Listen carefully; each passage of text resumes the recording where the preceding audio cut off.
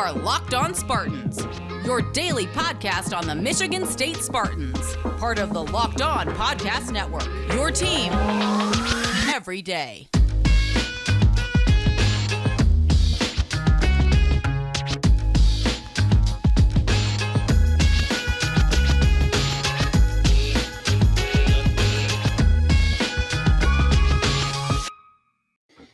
The best people of all time, that is you, Locked On Spartans listeners. How on earth are you doing? And thank you so much for starting not just your day, but your week with us at Locked On Spartans, your team in green and white, every single day here in the Locked On Podcast Network. Before I let this gentleman next to me talk finally, hey, just want to thank you for making Locked On Spartans your first listen. Please rate, review, and subscribe to the podcast, the YouTube channel.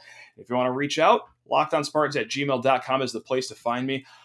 Now it's time to let friend of the program, that's right, he is a returning guest, Ryan O'Blennis of The Only Colors. He does it all there. He is the guy at The Only Colors. He's back. We're going to have a good time. We're going to rehash last year's true and false round. We're going to do more true and false, and then we're going to look at some week one lines. But before we get to that, Ryan, I guess I'll let you talk. How you doing, man? You doing okay? I'm good. Always a pleasure to be here. Looking forward to calling out some of our bad takes from last year. Let's see what happens. Not as bad as it could have been. I will just put it up right there. So I think, and this would have been nice to do before we start recording, is count how many of these we did last year. I count 6 that we did last year. Had 6 statements for you, Ryan. Pretty easy premise. True or false. These were recorded after the Northwestern game. So after the first game of the season. So how do you say, okay, there are some that are like ambiguous, like it's, an opinion question, but there are some that are actually factual. How do you think you did on the factual ones? If I recall, I recall some of them we went over, and like you said, I think we actually did pretty well on a couple. I think some were more opinion-based, or there are some maybe that might not have an answer yet, and there was probably a couple we got wrong in there, but let's see. But let's just toot our horns right now, because it wasn't a lot wrong. It was pretty good. So on your end, great call. On my end, maybe I shouldn't make the questions challenging enough, because I think we aced it. Like this first one right here. So of course this was after the Northwestern game when Kenneth Walker went out for 639 yards in Evanston that day. So the first question we started with, or the prompt that we started with rather, was Kenneth Walker will have another 200 plus yard game this season. Ryan, I listened back to the episode today. You were quick with the true. And it was true. 233 yards against Rutgers. Of course, he famously came 4 yards short, breaking the 200-yard barrier against Michigan. But yeah, 1 for 1. Look at you. Easy game, Ryan. Right? it's simple. I mean, you saw. Well, I was at that Northwestern game and just watching him take the first carry of the game, 75 yards for a touchdown. You just knew that guy was special. So yeah, I mean that one seemed like a no-brainer, like it would happen again given his talent level. So no, yeah, at the time I thought it'd be like, no, come on, maybe he will, but I remember I said yes, but it would happen against Western Kentucky, not against a Big Ten opponent in Rutgers. God bless the Scarlet Knights. Now, the second one went a little south, but we can make excuses for this one. So the second one was Jaden Reed ends the season as the leading receiver as far as reception yards go. You said false. And I listened back. I never actually answered this question. So I don't know what happened there. I just waffled and never got to a conclusion. So it tells you how good of a job I did that day at hosting. But unfortunately, it was true. He racked up 1,026 yards. Naylor racked up almost 700 yards. Now, here's the excuse, Ryan. Jalen Naylor missed 4 games. Are you going to count this as an asterisk loss, or are you just going to chalk it up as a moral win? Because if he played those 4 games, maybe. Yeah, we'll count it as an L, but I think, if I recall correctly, I also said that I believe Naylor will lead in yards per reception, which he did. And as you mentioned, he missed 4 games, so yeah, we're giving you an asterisk then. Yeah, we're giving you a big asterisk then. Okay, there we go. So you're 1.5 and half. Now this is where it starts to get interesting, because this is when Ricky White was still rumored to be on somewhat of a comeback tour later in the season, and so the prompt here was, will Ricky White not get his third receiver job back over Mosley if he does return? So I'm just going to count that we both got that right, because we both said no, he will not be the third receiver. Mosley did enough, and Okay, well, yeah, Mosley did enough because Ricky White never really came back ever. No, he So didn't. that's how those questions went back in the day. Now, this is where we start to get into like ambiguous territory right here. This was Cal Halliday will have the biggest impact of any Mark D'Antonio recruit in the Mel Tucker era. Of course, you got Jaden Reed, we're going to count.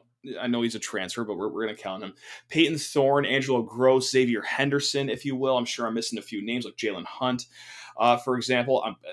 Bryce Behringer, too. Let's not leave the punters out here. We both said true that Cal Halliday would be the most impactful Mark D'Antonio recruit. How are you feeling right now after that? Are we holding pat on that, or are you going to change your mind? No, we're holding pat on it, but it's also interesting given what Mel Tucker, Michigan State did at the linebacker position this year. Now, I still fully expect Halliday to get to start to get all kinds of playing time, but now you got Jacoby Windman and Aaron Brule in the mix. You got Darius Snow taking reps at linebacker, Sure. and Van Sumeren came back from the transfer portal, and so did Noah Ote. So, I mean, that's a crowded position.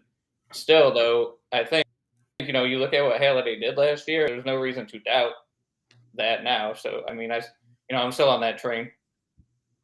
The only thing that holds you back is like if Thorne goes gangbusters this year, and I'm a big Thorne guy, but like it's tough, and it's tough when you got to grade, an offensive player versus a defensive player. Like that's a lot of gray area going on right there. But like hell, if Reed can pop off for another like 1,000+ yard season, kind of carry this team offensively somewhat of the way Kenneth Walker did last year, it's like, well, that's a pretty damn good argument then that we got. But then again, it's like maybe we're just missing like the most obvious guy, like ninth-year senior Xavier Henderson. Like if he balls out next year, if the pass defense gets a little or a lot better than last year, like maybe that's a great candidate too. I don't know. So jury's out on that one, but I like the way we're trajecting with Cal Halliday here. That might be boding well for us. Yeah, I mean, and we could say what we want about D'Antonio's later recruiting classes, but those guys you all named, those were D'Antonio guys, and they're still big time contributors, and they will be in 2022. So it's definitely an interesting one. I think it's too early to grade that pick, but yeah, like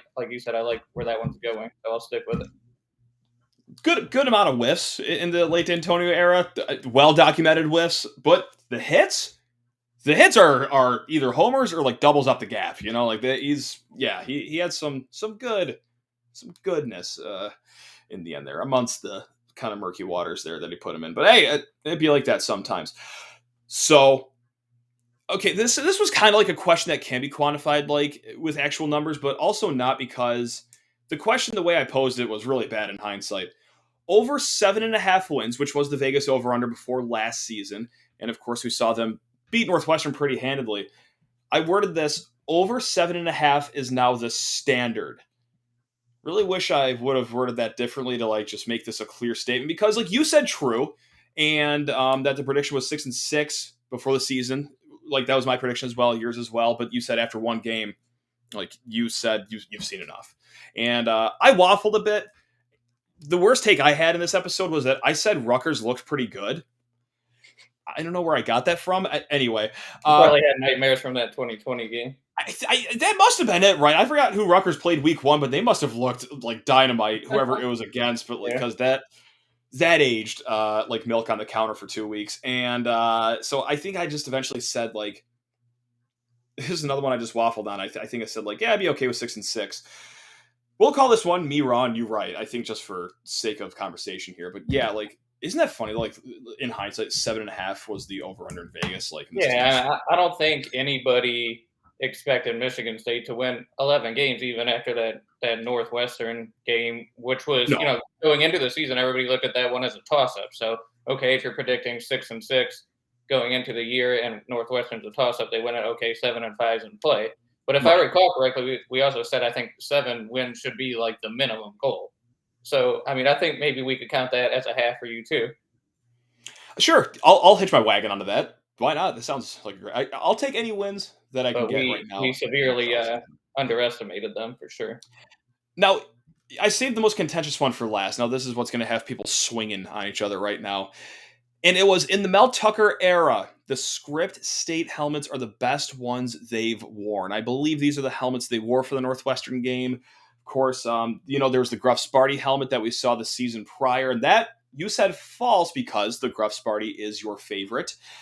And once again, I didn't answer these. I'm going to answer all of them in the next segment because this is another one I just like talk myself in circles and never actually answered. What's my problem? Anyway, do you still stand by that, or do you have another favorite alternative? Has your opinions changed as you've aged another half year? My opinion's about the same. Yeah, just safe to say with the Gruff Sparty quotas. I mean, to me, I'm no graphic designer or anything like that, but this is my personal favorite. This one is just a matter of opinion, so it's hard to grade. But and to be fair though, the Script ones, I'm a big fan of too. Those looked awesome in that Northwestern game, and obviously it's classic. So yeah, I think those are probably my top two. But I still go with Russ Sparty overall. I might have a new number one, and I think it's just purely because of the memories associated with it. But the dark green Sparty outlined with the white, with the green helmet that they wore for the Michigan game. Like, listen, when I saw it, I was like, that's pretty cool. That's neat. Like, I don't know if it's like, upper tier with like Gruff Sparty or anything like that, but like, that's pretty badass. And then like, with that memory associated to it, it's, that might be number one to me. And maybe I'm still prisoner of the moment, but like, I'll be prisoner of that moment at least for another 10 years. And I will not apologize. I think that's a valid point. See, yeah, once I bring that, like, it's tough for any State fan to be like, oh, you celebrated that one too much. You're looking at that win with too much twinkle in your eye. It's like, no, please, come on. Now, if I'm still doing this in like 2036, like maybe you can check me, maybe, but like for now, no. We got a new batch of questions that hopefully you're still going to run the table in next segment. This is all new, so you can play at home with the kids, everyone. This is for the friends, the family. But first, Ryan, I got to just say goodbye to you for a hot second because I got to talk to the fine folks about Built Bar. I want you to take a seat and listen about how my life changed today. I had the same thing I've been talking about all week. It's coming. The Built Puff birthday cake flavor. Built Bars slap. In general, they are the best tasting protein bar you will ever have. Now, Built Puff, it is the first ever protein-infused marshmallow, still wrapped in 100% real chocolate. Built Bar, my favorite flavor is birthday cake. Built Puff, my favorite flavor is any of them. The other day, I got sent a box of Built Puff birthday cake, and every single time I've taken a bite ever since I've opened that box, I've almost shed a tear. It is fantastic. 150 calories. 15 grams of protein, just 9 grams of sugar for the best tasting bar. Not even just protein bar. I'm talking about even candy bars too that you'll ever have in your entire life. All Built Bars, heavenly tasting.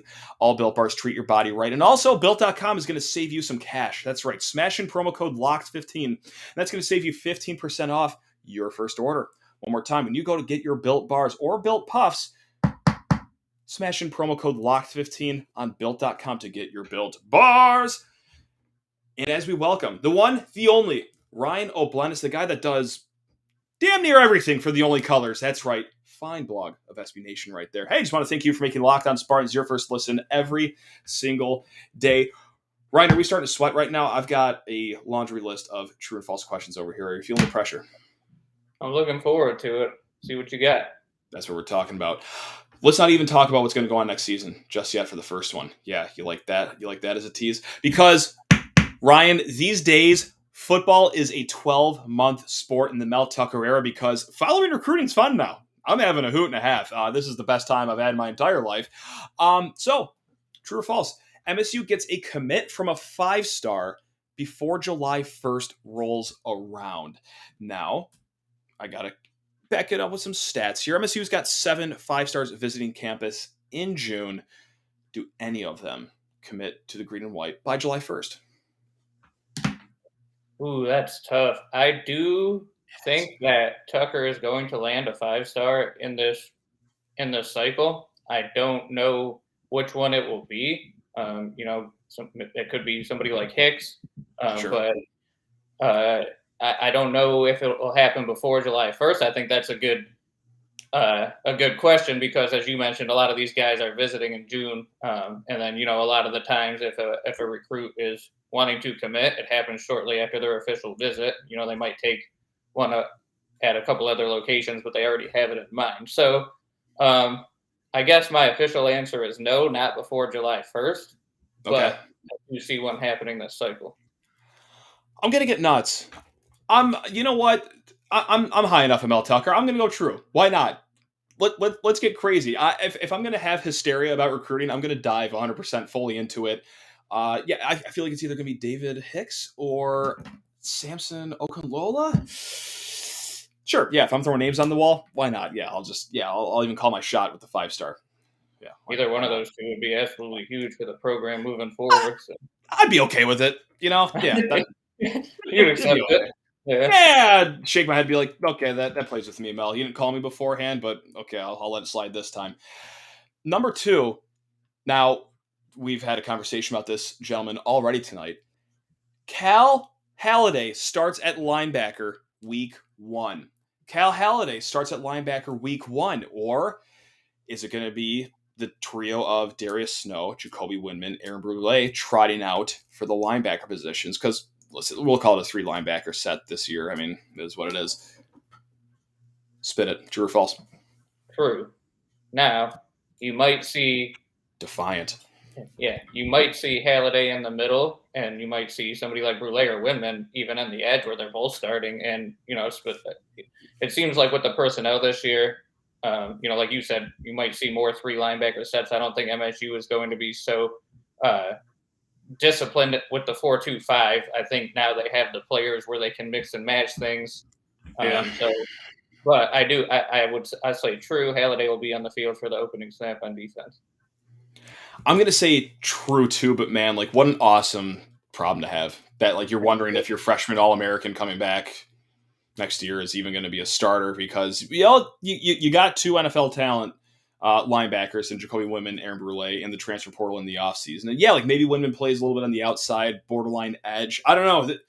The guy's an athletic freak. I mean, he only had I think it was 115 tackles at UNLV last year. Like, guy's busy. He can get it done for anywhere in the field. So I like where you're going with that. Cal in the middle, right there, I should say. Are you ready for prompt number 3? Bring it.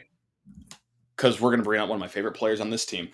Trey Mosley gets the 2nd most receiving yards this season for Michigan State. Now, you can take that a few ways. Maybe he takes a shine from Reed, and he's actually the number 1 guy. Or, more reasonably, Keon Coleman steps up. Montori Foster steps up. Let's get nuts and throw Jeremy Bernard's name out there, why don't we? Like Christian Fitzpatrick, if you will. Let's get nuts. Where do you see Trey Mosley stacking up as far as receiving yards go in the receiver room? So to clarify, we can say Mosley will either be 1st or 2nd, or 2nd specifically. 2nd specifically. Yeah, let's make this as hard as possible. Yeah, we got to shoot the gap here. Yeah. I am also a big believer in Mosley. I like what I saw from him last year. I do expect Reed to, obviously lead the team in targets, receptions, yards. I will say Mosley will be 2nd. Love that. Mr. Reliable. He's just always there. He's always there on like a nice little out route, or a nice little 10-yard hitch route. Like, hey, how you doing? I'll be right here as Jaden Reed has 3 bodies draped over him.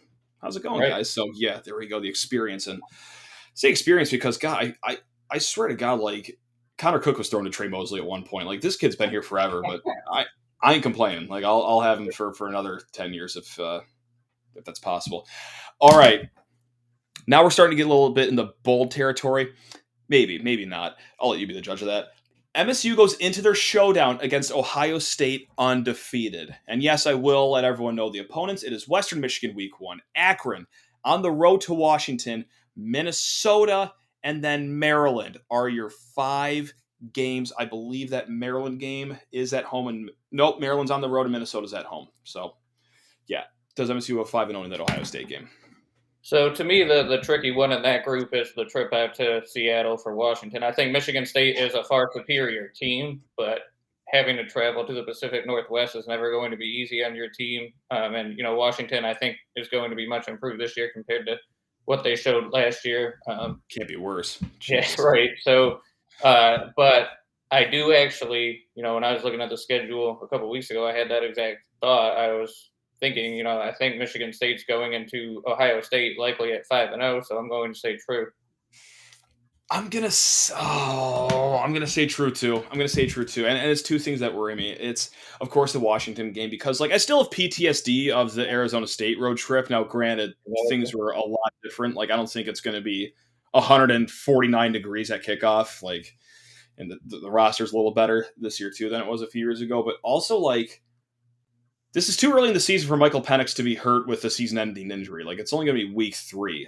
So I think we will be playing against him, which doesn't fire me up too much because I think the world of him. I think he's very talented when he's healthy. And so there's that going for me. But also, is this going to be random acts of Minnesota this year? Are they due for another, out of nowhere double-digit win season where they just are just spicy with other teams? Because I don't need that in my life, Ryan.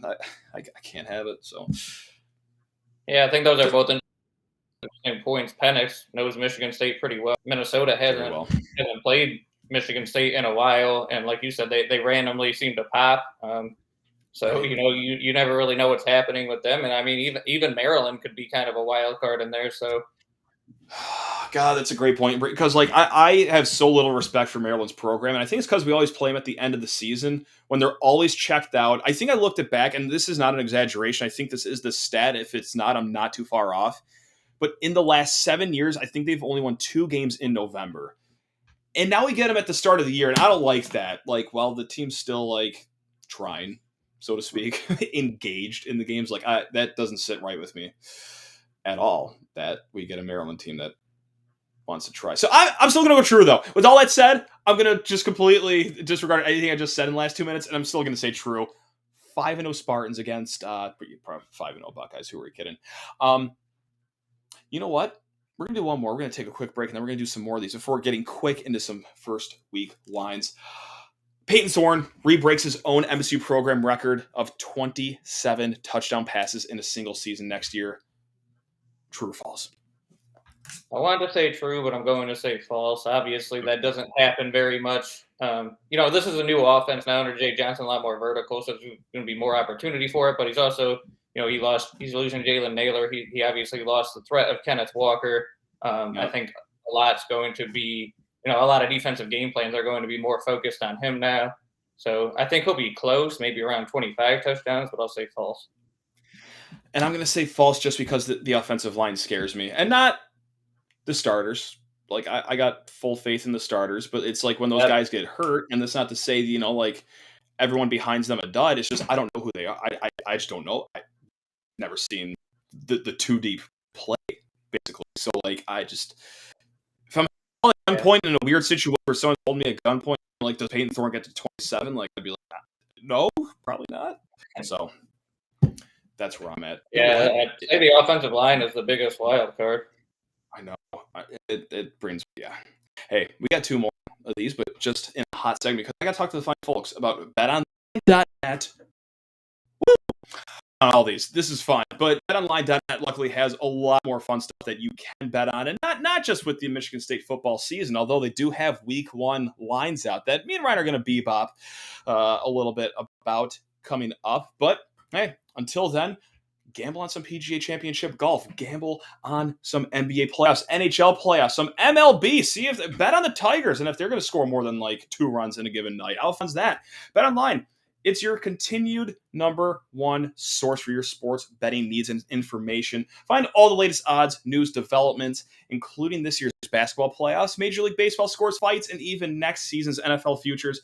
BetOnline is your continued source for all your sports wagering information from live betting, the playoffs, esports, and more. Head to the website today. Use a mobile device. Learn more about the trends in action. That's at BetOnline, where the game starts. Now let's get my man Ryan O'Blennis back in the mix. 2 more to go of the true or false, and then we'll just throw out a little week 1 line action just for a few minutes and nothing too crazy. But last year, Michigan State had 1 Big Ten first team all-conference player, however you want to word that. Regardless, first team is going to be the key here because the statement is MSU will have 2 Big Ten first team players on it. And so last year was, of course, Kenneth Walker. Reed is the only one returning this year that was on any team, and he was on the 3rd team this year. So that said, do you think Michigan State gets 2 first team members on it this season. Both sides of the ball. We're talking Total, just total aggregates. Because like we can go. And I think I've got an X factor. Like Thorne, fine candidate maybe. Jader, definitely a great candidate. Let's say Daniel Barker pops off at tight end, or Xavier Henderson, one of our 4 outstanding linebackers, or here for this X factor right here, Bryce Behringer. Bryce Behringer could very well make first team All Big Ten.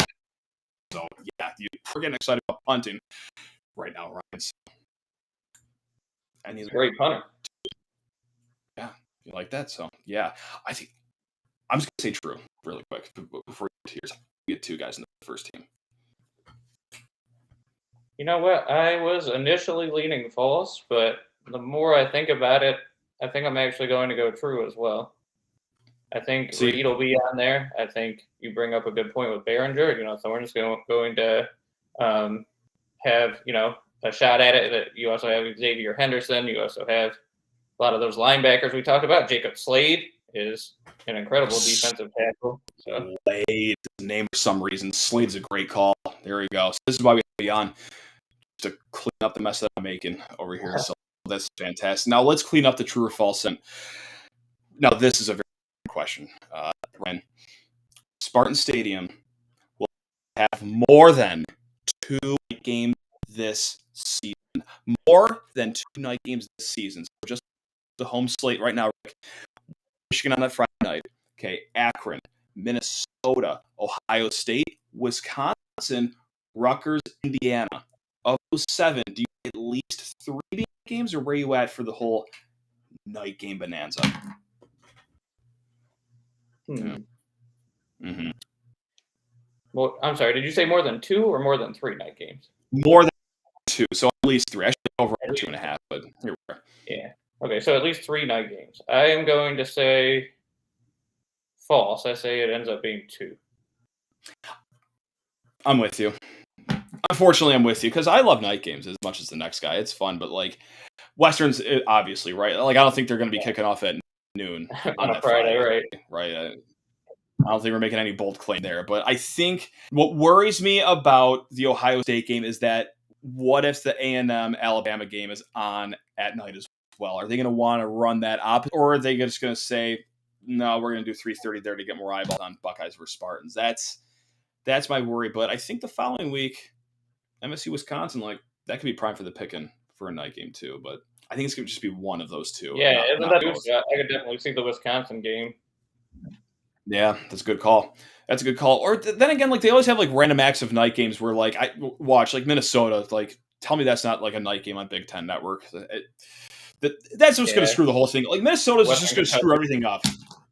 Yeah, Minnesota's jacking everything up over here. Like they're going to make sure that we don't go into the Ohio State game undefeated. It's going to be a random night game on Big Ten Network. Whatever. Anyway, really quick, big news. BetOnline.net, our friends at BetOnline.net, your number 1 source for sports betting. They came out with Week 1 lines because hey, we're 6 days away from kickoff. Like, yeah, why not just start betting on these games before we get into any other games? MSU -19 against Western. Are you betting the mortgage on it, or are you going to wait a little bit before you take any action on there? So I'm not personally like a huge gambler. I do have the apps, obviously I'll throw some down when I feel really good about it. That line in particular was interesting to me. Like you look at it and you said, okay, Michigan State should cover that fairly easily, but it's also kind of a more interesting opening matchup than what it would normally be against Western. Obviously you have Peyton Thorne's dad over there as the offensive coordinator, and you have Thorne, who was a former Western commit, and you have Reed, who was a former Western player. So I see Western Michigan being very motivated for that game to open the season and come out and try to, show that they can kind of play with Michigan State. But at the end of the day, Michigan State should win that game by at least 3 touchdowns. So I would bet MSU -19. I just get so worried about like those Week 1 games against like random opponents, like the group of 5 opponents. Like I think I'm going to stay away from that one for now. I got 106 days to change my mind here, but or what 103, whatever it is, more than 100 days to change my mind. But any other games stick out to you? Because listen, one is no shortage of like some amazing football being played.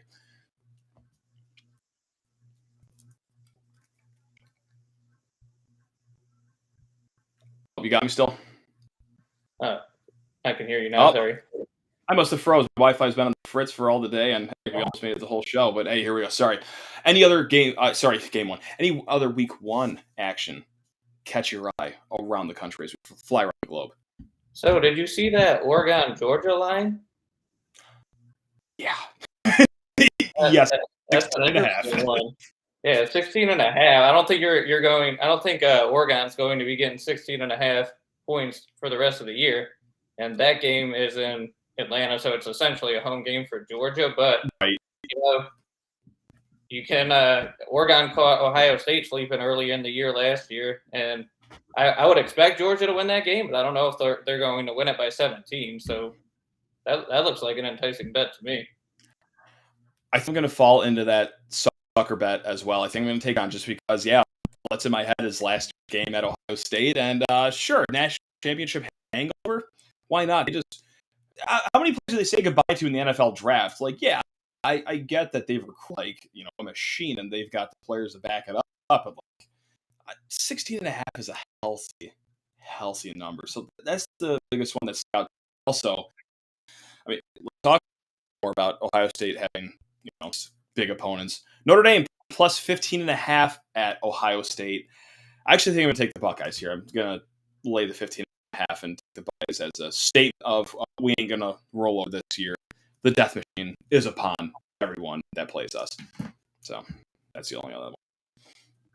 Yeah, I saw that one too, and I was leaning kind of toward Notre Dame with that big of a spread too, kind of for the same reasoning as the Oregon one. But I agree with you that Ohio State is going to be pissed off all year because of that Michigan game, and they have a point to prove, and so I personally probably wouldn't touch that one, but that was an interesting line too.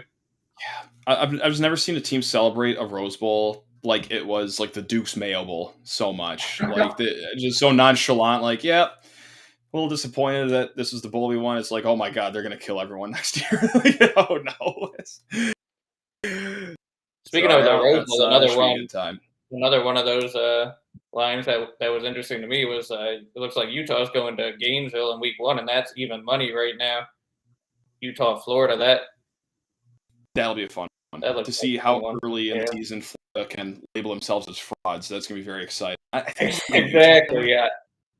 Yeah, I mean, it's going to not just take care of it like week 1, right?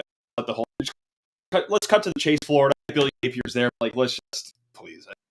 You're still Urban exactly. Walking back to that door. On that one. Yeah, exactly. So this is a hoot and half. First of all, congrats on killing last year's True or False, and you know what? Pre-congrats killing this year's as well. That's right. We're feeling some moxie about this one. So where can the people find you on Twitter to either shout at you or heavily agree with everything on today's show? Yeah, at Ryan O'Bleness, RyanOBLENESS, or I'm always on The Only Colors too, at The Only Colors, or check out our website, theonlycolors.com. Bang. Look at that. And thanks to everyone for making Locked On Spartans listen every single day. Now, I'll make your second listen, Locked On Big Ten. That's right, with my guy, Nate Dickinson, bringing you all around the conference. Till then, love you all.